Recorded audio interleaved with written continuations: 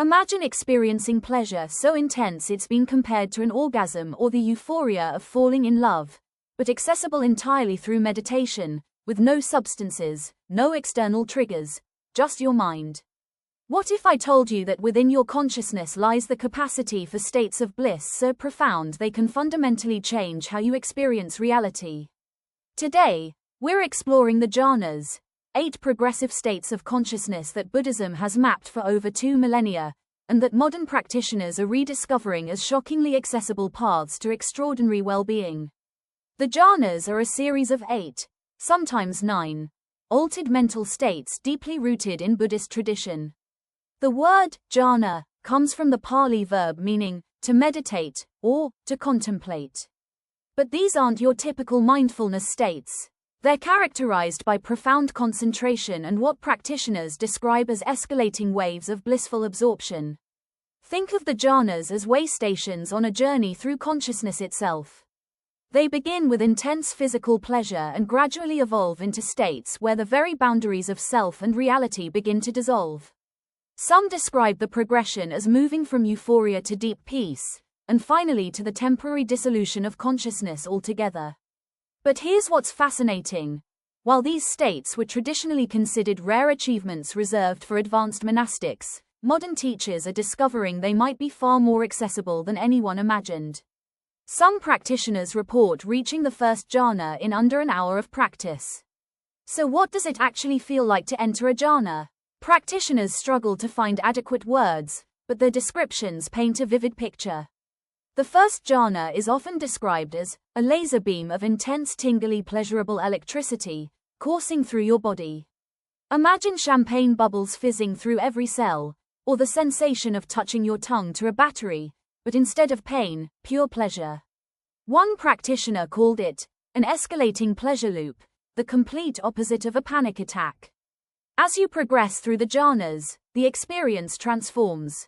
The second jhana brings what's called noble silence. Internal mental chatter simply stops, replaced by radiant joy that practitioners describe as hot pink and beaming. The third jhana settles into deep contentment, soft, wide, like robin's egg blue. By the fourth jhana, you've entered what one teacher beautifully described as a state where every atom in your body has had a nice meal, a good glass of water, and is sitting back in its armchair after dinner. It's pure equanimity, neither pleasure nor pain, just profound peace. But the journey doesn't end there. The higher jhanas venture into truly extraordinary territory. The fifth jhana dissolves the sense of having a body entirely, opening into infinite space. The sixth expands consciousness itself to boundless proportions, rose petal pink and psychedelic. The seventh enters no-thingness, and the eighth reaches neither perception nor non-perception, a state so subtle that the difference between subject and object begins to melt away. And then there's the ninth state, cessation, a temporary, self-induced absence of consciousness. No dreams, no sense of time passing, just nothing. And then you return with crystalline clarity, as if you've been completely reset. The Buddha himself spontaneously entered the first jhana as a child and later taught these states as part of the path to awakening.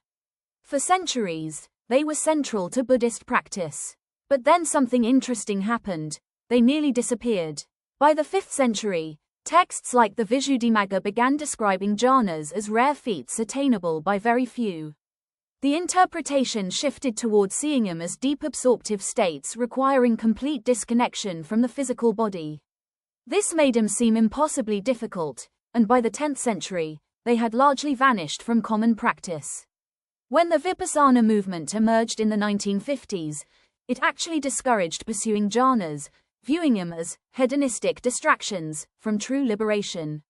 The emphasis was on insight meditation, not these blissful states. But in the 1980s, something remarkable happened.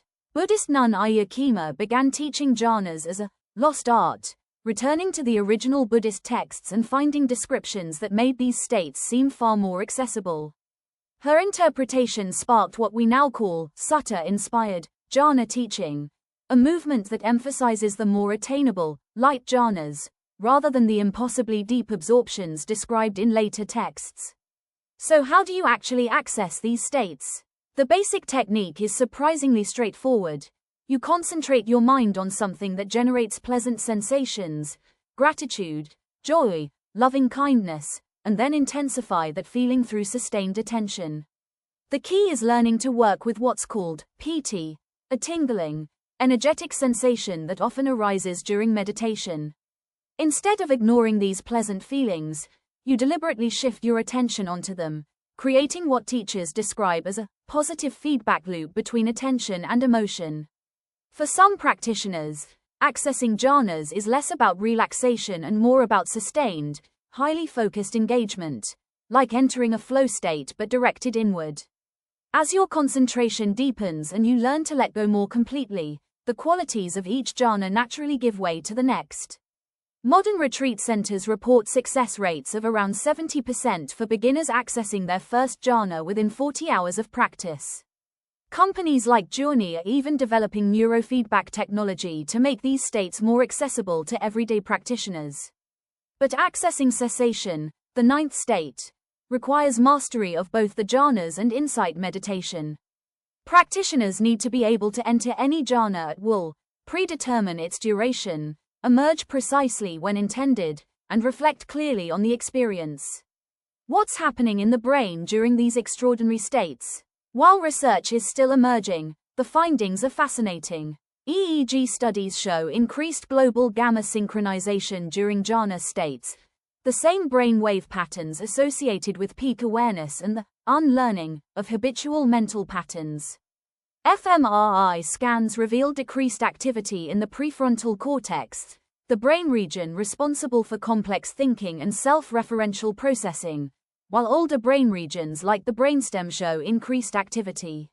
This supports what practitioners report: a reduction in mental chatter and analytical thinking, replaced by direct, immediate experience.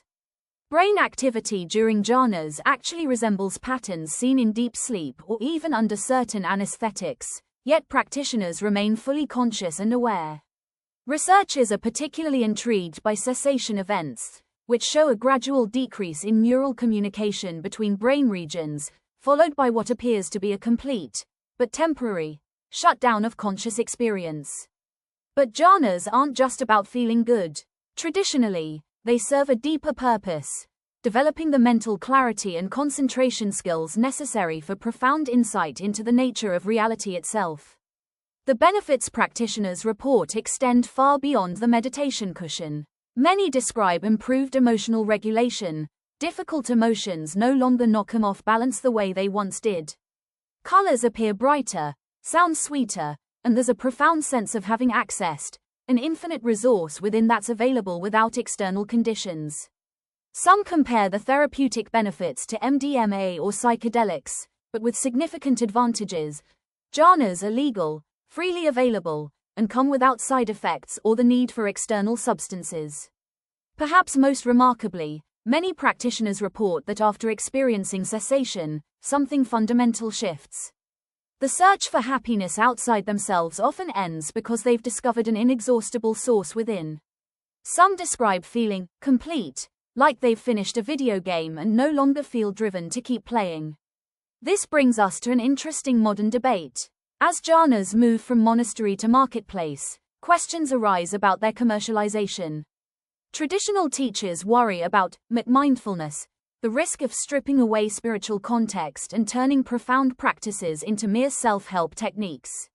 Critics question whether commercial entities have the expertise to guide people safely through such powerful states of consciousness.